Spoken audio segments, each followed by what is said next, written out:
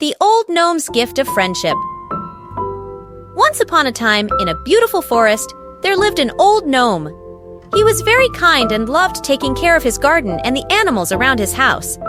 Every day, the old gnome would spend his time watering the flowers and feeding the animals.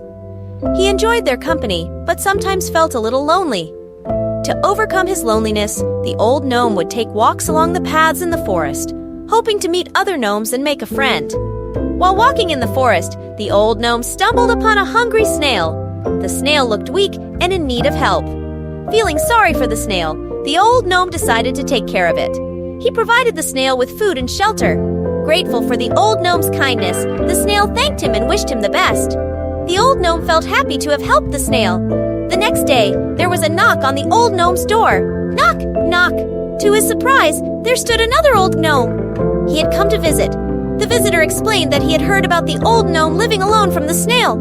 He brought lots of delicious food and wanted to have a visit. The old gnome felt extremely happy. He realized that it was his kindness towards the snail that had brought him this visitor. From that day forward, the old gnome and his visitor became good friends. They spent time together and creating beautiful memories. The old gnome was no longer alone, and he felt grateful for the friendship he had found.